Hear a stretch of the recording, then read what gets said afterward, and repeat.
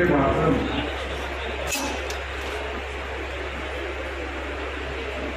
शहीद तेरी मौत है, इस वतन की जिंदगी, तेरे लहू से जाग उठी इस चमन की जिंदगी।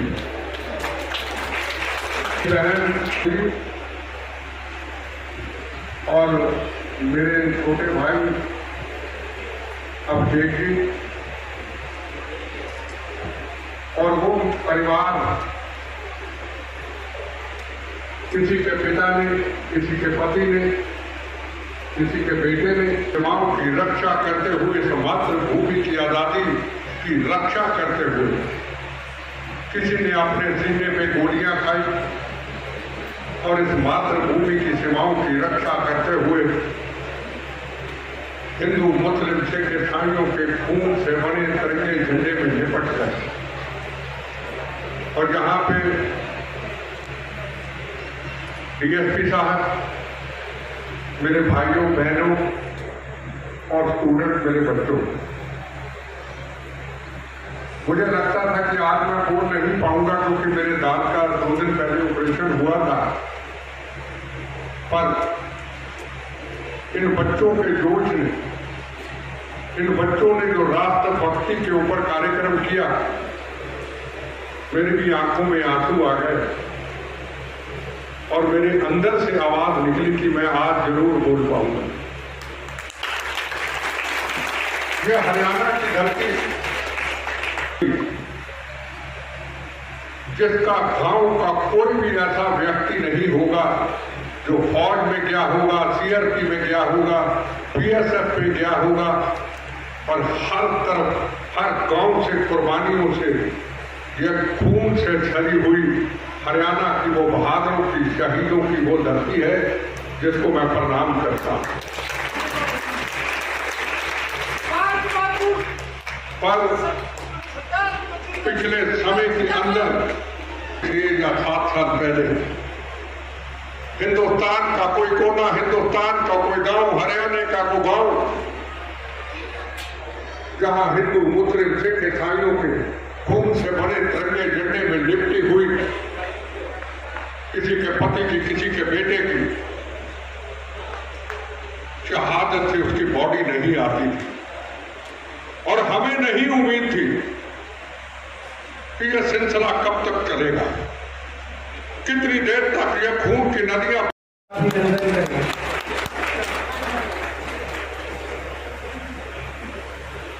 वंदे मातरम।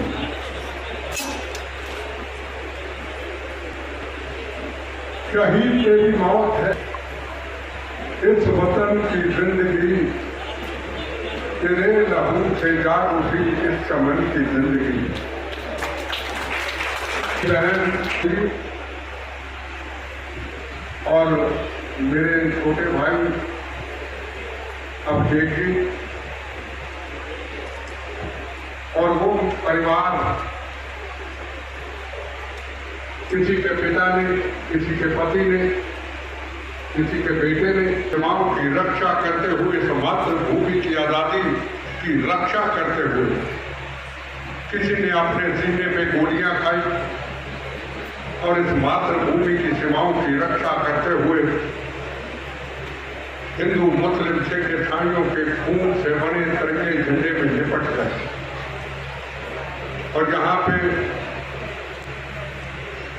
डीएसपी साहब, मेरे भाइयों बहनों और स्टूडेंट, मेरे बच्चों,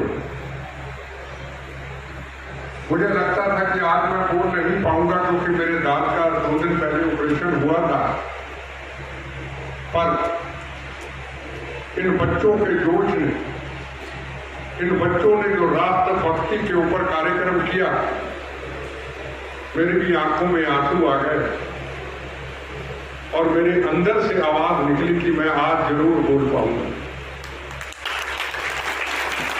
यह हरियाणा की धरती, जिसका गांव का कोई भी ऐसा व्यक्ति नहीं होगा जो फौज में गया होगा, सीआरपी में गया होगा, बीएसएफ में गया होगा, और हर तरफ, हर गांव से कुर्बानियों से, यह खून से छली हुई हरियाणा की वो बहादुरों की, शहीदों की वो धरती है जिसको मैं प्रणाम करता हूं। पर पिछले समय के अंदर 6 या 7 साल पहले हिंदुस्तान का कोई कोना, हिंदुस्तान का कोई गांव, हरियाणा का कोई गांव जहां हिंदू, मुस्लिम, सिख, ईसाइयों के खून से बड़े तिरंगे झंडे में लिपटी हुई किसी के पति की, किसी के बेटे की शहादत से उसकी बॉडी नहीं आती थी। और हमें नहीं उम्मीद थी कि यह सिलसिला कब तक चलेगा, कितनी देर तक यह खून की नदियां पाकिस्तान के नारे के ऊपर, कभी जम्मू कश्मीर के ऊपर पाकिस्तान की गोलियों का मुकाबला करते हुए हमारे जवान शहीद होते रहेंगे और हिंदुस्तान के राजनीतिक लोग इन शहीदों के ऊपर राजनीति करते रहेंगे। पर एक वक्त ऐसा आया 6 या 7 साल पहले हिंदुस्तान के प्रधानमंत्री बने नरेंद्र मोदी जी।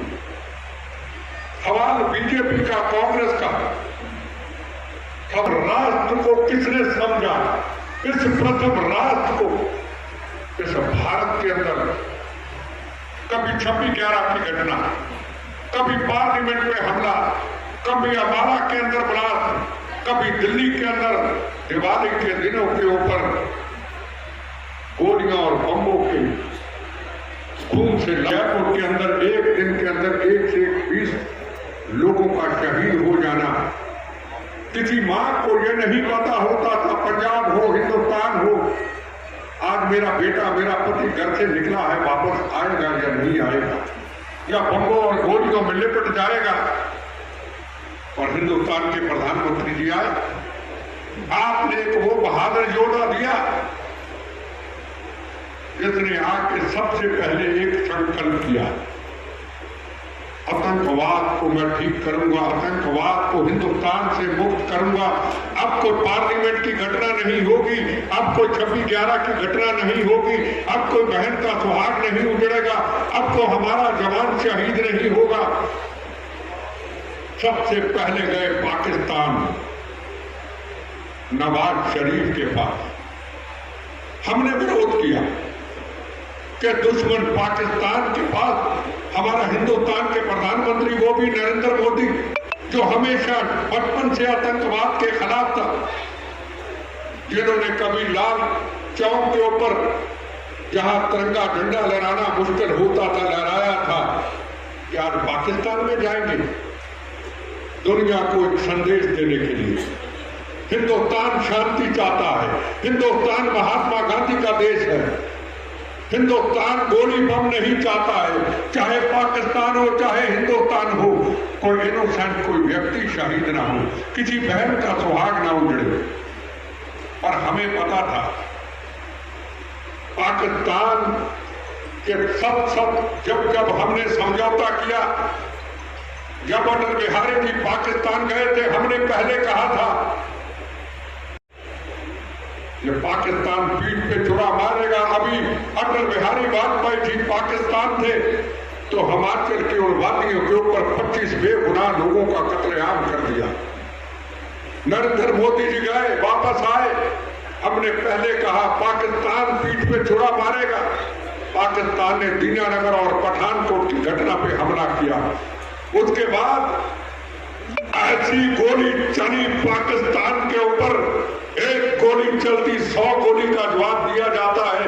पाकिस्तान से फिर समझौता नहीं किया और पाकिस्तान को बता दिया जब तक तेरी गोलियां बंद नहीं होगी हिंदुस्तान कभी तेरे से बात नहीं करेगा। यहाँ पर वो जो मर्जी सुना, मैं पुराना कांग्रेसी हूँ, करता हूँ।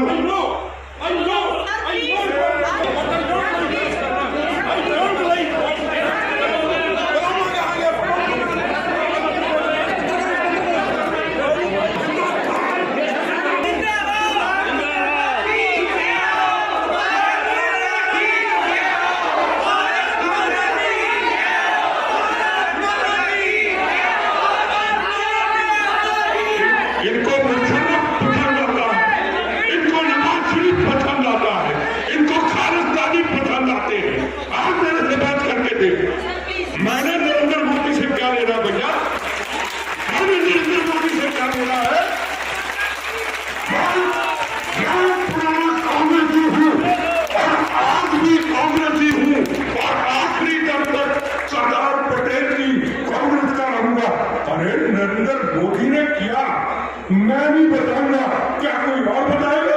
क्या मैं मुशर्रफ की तारीफ करूंगा? क्या नवाज शरीफ की तारीफ करूंगा? क्या इमरान खान की तारीफ करूंगा?